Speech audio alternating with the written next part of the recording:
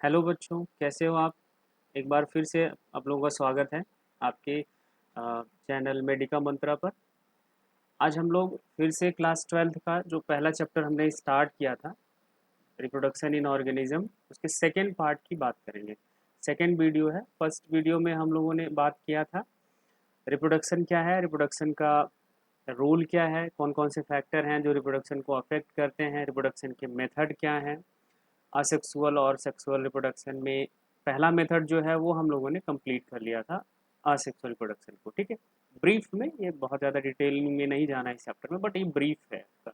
ठीक है, अब यहाँ पे हम सेकेंड पार्ट की बात करेंगे, उसके सेकेंड मेथड, जो सेकेंड मेथड है रिप्रोडक्शन का, दैट इज सेक्सुअल रिप्रोडक्शन, वो इस वीडियो में हम लोग बात करेंगे। ठीक है, अ, उसके पहले आप लोगों से एक रिक्वेस्ट है कि आप चैनल को सब्सक्राइब करें, शेयर करें अपने दोस्तों तक जितना ज़्यादा हो सके।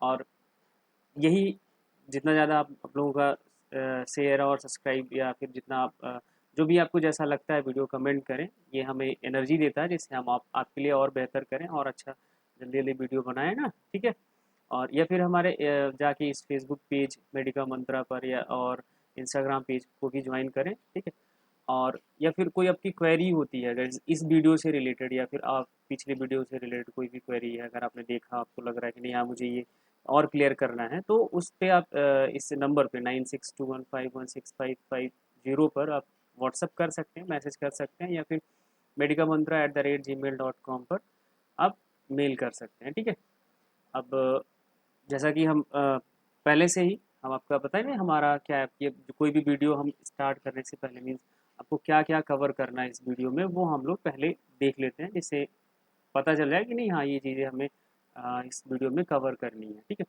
तो सबसे पहले आज हम इस वीडियो में क्या क्या कवर करने वाले हैं वो आपको क्लियर हो जाए।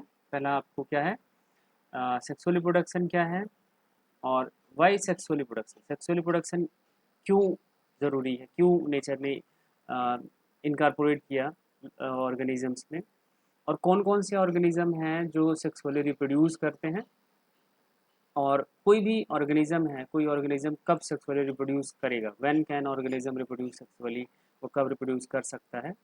और जो सेक्सुअली रिप्रोड्यूसिंग ऑर्गेनिज्म है उनका जो लाइफ स्पैन है, उनको हम तीन फेजेस में डिवाइड करते हैं, जुवेनाइल फेज, रिप्रोडक्टिव फेज और सेनेसेंस फेज। ठीक है, सेनेसेंस फेज या फिर इसको हम बोलते हैं एजिंग फेज।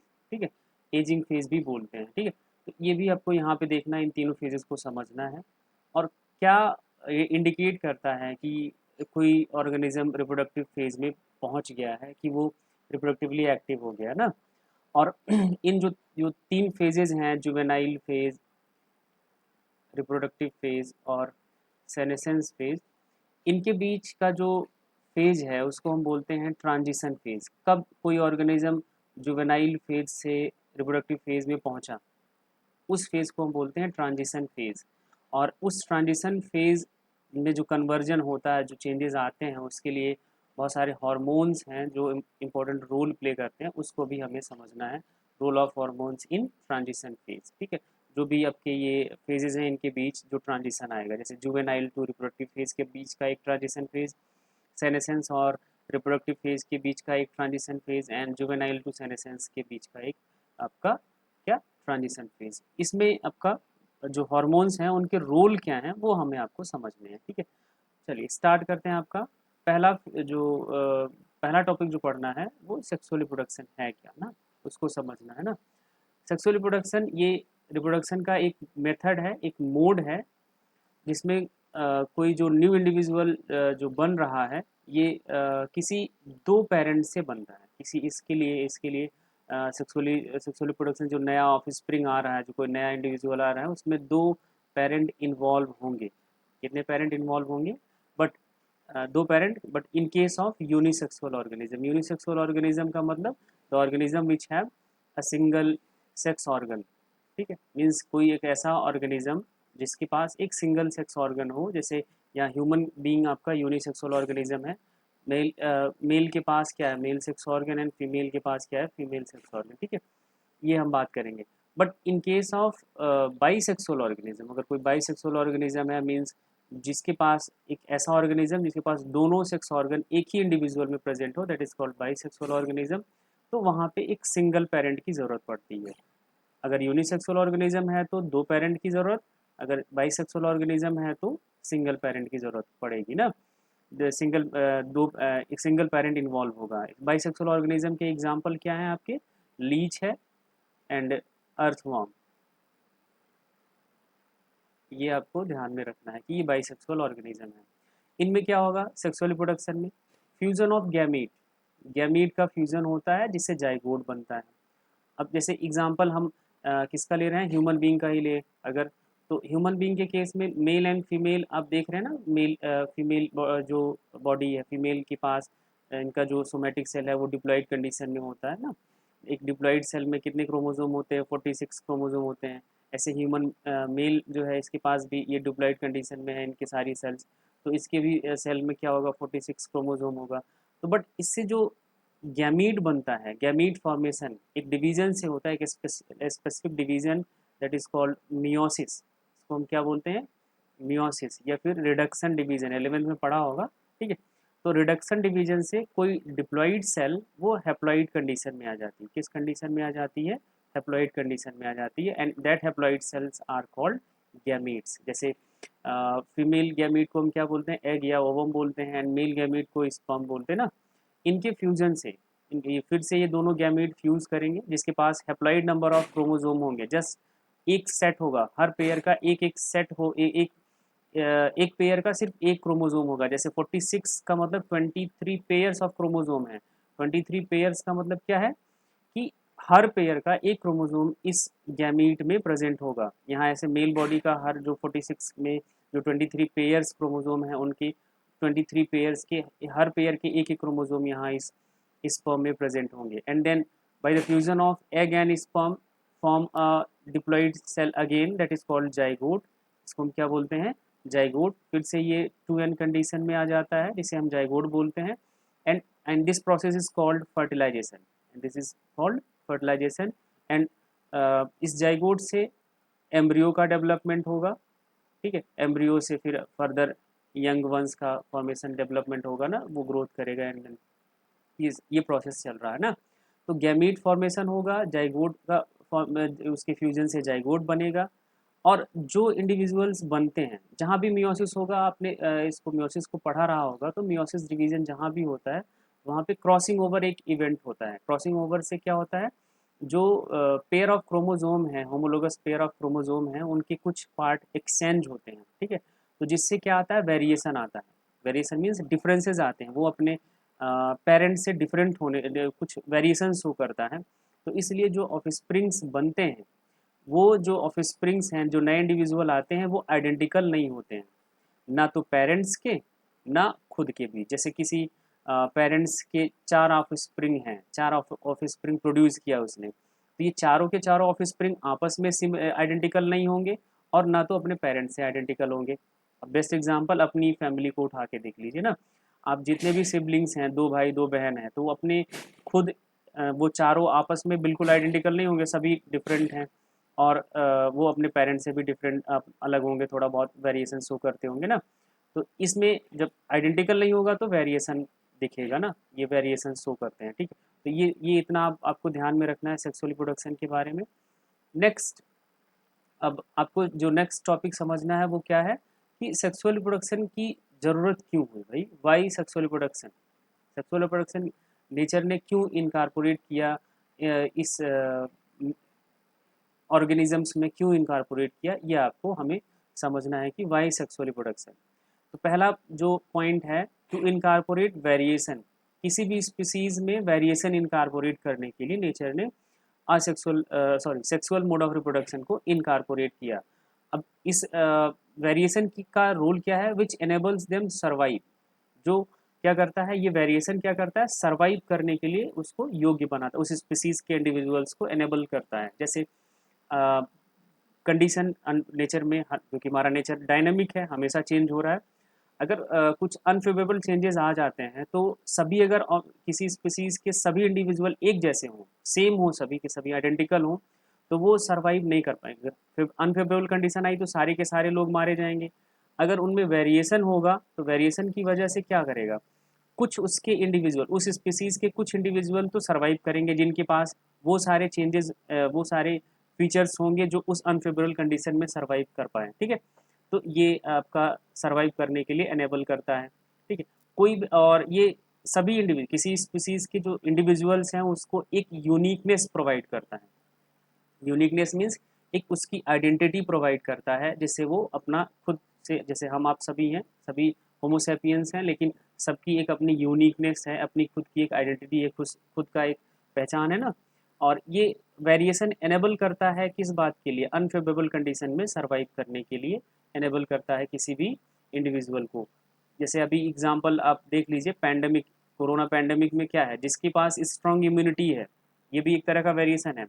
किसी के पास इम्यूनिटी बहुत बहुत स्ट्रांग है, किसी के पास इम्यूनिटी बहुत वीक है।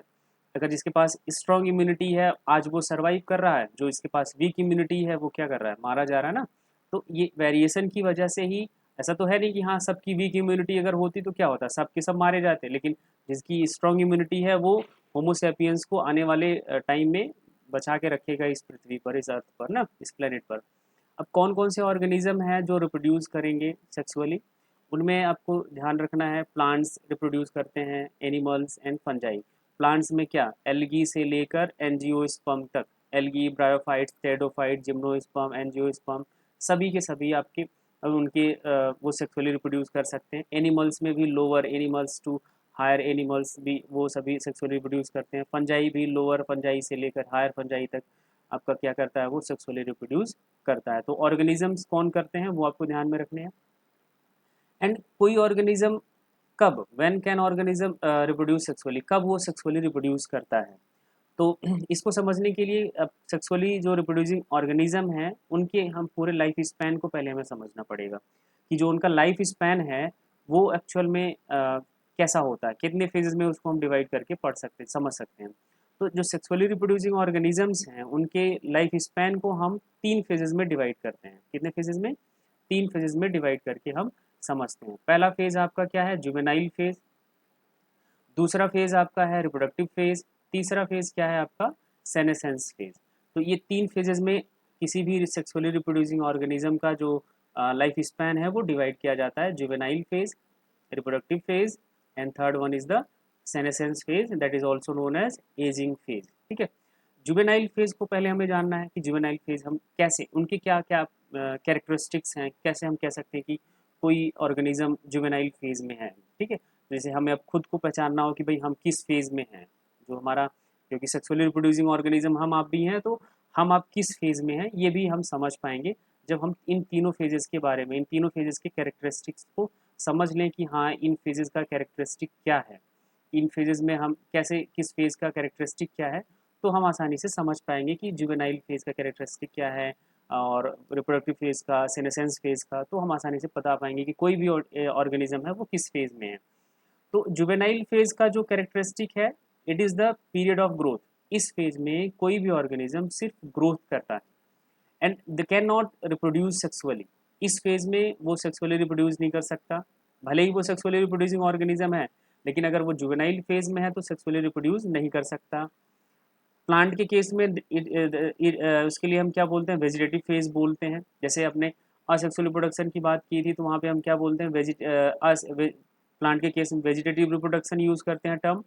वैसे ही यहाँ प्लांट के केस में हम इस जुवेनाइल फेज को हम वेजिटेटिव फेज बोलते हैं, ठीक है। ये वेरिएबल ड्यूरेशन का होगा डिफरेंट डिफरेंट ऑर्गेनिजम्स में, किसी का कुछ दिन का होगा, किसी का कुछ महीने का होगा, किसी का कुछ सालों का होगा, वो डिपेंड करता है कि वो कैसा ऑर्गेनिज्म, कौन सा ऑर्गेनिज्म है, ठीक है। तो ये आपको ध्यान में रखना है, तो ये वेरिएबल होगा। नेक्स्ट फेज, जैसे यहाँ पिक्चर में आप देख पा रहे हैं ना, ये these are the juvenile phase, इसमें सिर्फ क्या हो रहा है, ग्रोथ हो रहा है, इस पपीज का सिर्फ ग्रोथ हो रहा है, तो इसको हम क्या बोलेंगे, जुवेनाइल फेज। नेक्स्ट फेज है आपका रिप्रोडक्टिव फेज। जुवेनाइल फेज के एंड, जैसे ही एंड होगा वैसे ही रिप्रोडक्टिव फेज स्टार्ट होगा, ठीक है। एंड इट इज़, इसमें क्या होगा, इसमें वो ऑर्गेनिज्म सेक्सुअली रिप्रोड्यूस कर सकता है, वो रिप्रोड्यूस कर सकता है सेक्सुअली इस फेज में, ये आपको ध्यान में रखना है। और जो भी कोई भी एनिमल जो सेक्सुअली रिप्रोड्यूस करने जा रहा है रिप्रोडक्टिव फेज के जस्ट पहले, मीन्स जुवेनाइल फेज का एंड और रिप्रोडक्टिव फेज का स्टार्टिंग पॉइंट, इस समय उनमें कुछ मॉर्फोलॉजिकल और कुछ फिजियोलॉजिकल चेंजेस आते हैं। मॉर्फोलॉजिकल चेंज का मतलब जो उसका एक्सटर्नल फॉर्म है, एक्सटर्नल फीचर्स हैं, उनमें कुछ चेंजेस आएंगे, और इंटरनल जो बायोकेमिकल प्रोसेस चल रहे हैं, फिजियोलॉजी जो उनकी चल रही है, उसमें भी कुछ चेंजेस आते हैं। ठीक है, तो ये आपको ध्यान में रखना है। और जैसा आपका जुवेनाइल फेज वेरिएबल होता है डिफरेंट डिफरेंट ऑर्गेनिजम्स में, वैसे रिप्रोडक्टिव फेज भी वेरिएबल होता है डिफरेंट डिफरेंट ऑर्गेनिजम्स में, कि किसी में कुछ टाइम के लिए, किसी का कुछ टाइम, ये वेरिएबल है। ठीक है, अलग अलग ऑर्गेनिजम्स में, ये आपको ध्यान में रखना है। अब इस रिप्रोडक्टिव फेज के बेसिस पर हम प्लांट को दो ग्रुप में क्लासीफाई करते हैं, और एनिमल्स को भी दो ग्रुप में क्लासीफाई करते हैं, कि किसी प्लांट में रिप्रोडक्टिव फेज कितनी बार आता है।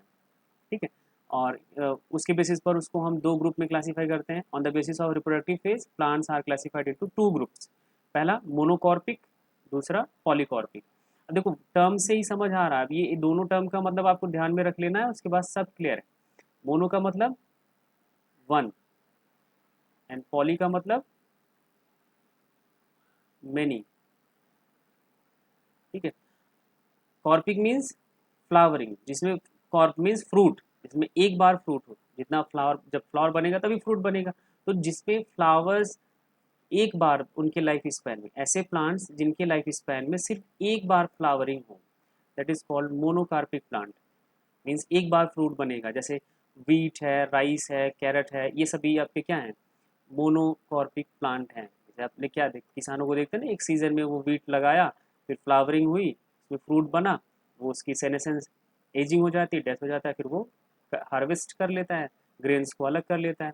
ऐसे पॉलीकार्पिक में, पॉली मीन्स मेनी, ऐसे प्लांट जिनमें कई बार फ्लावरिंग हो उनके लाइफ स्पैन के दौरान, दैट इज कॉल्ड पॉलीकॉर्पिक प्लांट। जैसे मैंगो ट्री है, ऑरेंज ट्री है। मैंगो ट्री तो आप हर हर सीजन में मैंगो खाते हैं, तो क्या हर बार उनमें फ्लावरिंग होती है, एंड फिर से हर बार उनमें फ्रूट बनता है, तो ये कई बार उनकी पूरे लाइफ स्पैन में ये कई बार होता है, एक बार नहीं कई बार होता है, तो इसको हम पॉलीकॉर्पिक बोलते हैं। ऐसे एनिमल्स को भी हम दो ग्रुप में क्लासीफाई करते हैं, seasonal breeder and continuous breeder. Seasonal breeder हम उनको बोलते हैं, सीजनल मीन्स सीजन वर्ड से ही समझ आ रहा है ना, कि जो जैसे हम अपने पूरे इस एक एक एनुअल को समझे, एक वर्ष को समझे, तो कई सीजन आते हैं, जैसे आपका अभी समर है, फिर से आने वाला है रेनी सीजन, फिर से क्या होगा, आएगा विंटर, फिर से क्या, समर सीजन। तो एक पर्टिकुलर ये सीजन है। ऐसे एनिमल्स जो एक पर्टिकुलर सीजन में रिप्रोड्यूस करें, तो उसको हम क्या बोलते हैं, seasonal breeder. Reproduce at a particular time of the year, एक साल का जो कोई भी ईयर है उसके, उसमें एक पर्टिकुलर टाइम पर ही वो रिप्रोड्यूस करते हैं, that is called seasonal breeder. जैसे बर्ड्स हैं, लिजार्ड है, फ्रॉग है। बर्ड्स और लिजार्ड का अगर हम स्पेशली नोटिस किया होगा आप लोगों ने, तो क्या ये स्पेशली समर सीजन में ही रिप्रोड्यूस करते हैं। फ्रॉग है तो अभी रेनी सीजन में आप इनके रिप्रोडक्शन शुरू होते हैं, रेनी सीजन में ये रिप्रोड्यूस करते हैं। ठीक है, ऐसे ही कंटिन्यूअस ब्रीडर दूसरा आपका जो है, कंटिन्यूअस मीन्स जो लगातार वो क्या कर रहा हो, रिप्रोडक्शन कर रहा हो, तो उसको हम बोलेंगे कंटिन्यूअस ब्रीडर। ये पूरे साल ये रिप्रोडक्शन कर सकते हैं। पोल्ट्री है, रैबिट है, ह्यूमन बीइंग है, तो ये पूरे साल ये रिप्रोड्यूस करते रहते हैं, तो इनको हम बोलते हैं कंटिन्यूअस ब्रीडर। तो ये रिप्रोडक्टिव फेज के बेसिस पर हम एनिमल का क्लासिफिकेशन देख लिया हम लोगों ने। ठीक है, अब थर्ड फेज जो आता है, पहला तो हो गया जुवेनाइल फेज, दूसरा रिप्रोडक्टिव फेज, तीसरा सेनेसेंस फेज। तीसरा रिप्रोडक्टिव जो सेक्सुअली रिप्रोड्यूसिंग ऑर्गेनिज्म है उनका तीसरा फेज क्या है, सेनेसेंस फेज या फिर एजिंग फेज। ठीक है, तो ये एंड फेज है, रिप्रोडक्टिव फेज के बाद का एंड, जैसे ही एंड होता है तो सेनेसेंस शुरू हो जाता है। इसमें किसी भी उस ऑर्गेनिज्म का एजिंग शुरू हो जाता है। एजिंग का मतलब डी ग्रोथ शुरू हो जाता है, वो धीरे धीरे उनकी बॉडी डिग्रेड करने लगती है, डी ग्रोथ शुरू हो जाता है। अब सेनेसेंस हम क्या बोलेंगे, the period between reproductive maturity and death of organism, कि कोई ऑर्गेनिज्म रिप्रोडक्टिवली जब वो मेच्योर होता है और उस ऑर्गेनिज्म के जो जब तक डेथ नहीं होता, उस पूरे पीरियड को हम बोलेंगे सेनेसेंस। रिप्रोडक्टिव मेच्योरिटी से लेकर डेथ के बीच का जो पीरियड होगा, दैट इज कॉल्ड सेनेसेंस। ठीक है, ये लास्ट फेज है लाइफ का, आपको पता ही है। जैसे इस पिक्चर में आप ध्यान ध्यान से समझे, तो ये आपका क्या है, ह्यूमन फीमेल का स्टेज वाइज कि कौन कौन से फेज कब बोलेंगे, तो ये आपका क्या होगा, जुवेनाइल फेज होगा, इसको हम क्या बोलेंगे, जुवेनाइल फेज। ये सिर्फ ग्रोथ का पीरियड होगा, इसमें सिर्फ ग्रोथ होगा उस ह्यूमन फीमेल्स का। और ये फेज क्या है आपका, तो क्या बोलेंगे, रिप्रोडक्टिव फेज। क्या बोलेंगे इसको, रिप्रोडक्टिव फेज। इस फेज में वो क्या कर सकती है, रिप्रोडक्टिवली वो एक्टिव होगा और रिप्रोडक्शन कर सकता है। And last one is the senescence phase. इसको हम क्या बोलेंगे, सेनेसेंस फेज बोलेंगे, सेनेसेंस फेज। इसमें क्या होगा, डी ग्रोथ, एजिंग शुरू हो जाएगी उस इंडिविजुअल की, उस ऑर्गेनिज्म की। हमने एग्जांपल क्या लिया हुआ है, ह्यूमन फीमेल, ठीक है। ये तो हो गया तीनों फेजेस की बात। अब क्या इस कोई भी ऑर्गेनिज्म में रिप्रोडक्टिव फेज कब स्टार्ट हुआ, ये क्या ऐसे कुछ चेंजेस आते होंगे जो इंडिकेट करता है कि वो रिप्रोडक्टिव फेज में आ गया है, ठीक है। What indicate start of reproductive phase, क्या इंडिकेट करता है कि रिप्रोडक्टिव फेज आ गया है।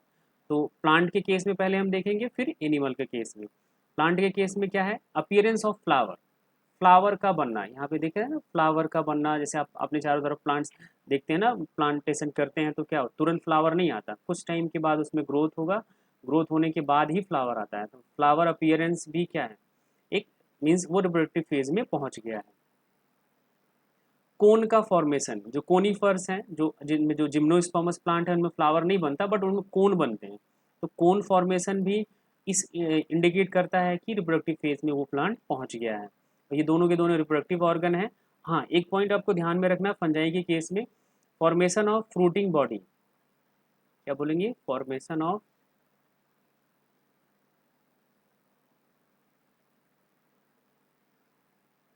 Fruiting body in fungi.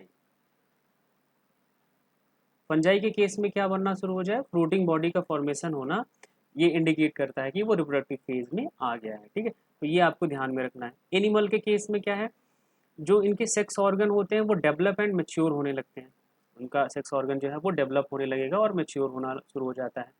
जो उनके सेकेंडरी सेक्सुअल कैरेक्टर्स हैं वो मेल एंड फीमेल में अलग अलग, अगर मेल एंड फीमेल अलग है, मीन्स यूनिसेक्सुअल ऑर्गेनिज्म है, तो उनमें वो डेवलप होने लगते हैं, ठीक है। ये सारे चेंजेस आते हैं।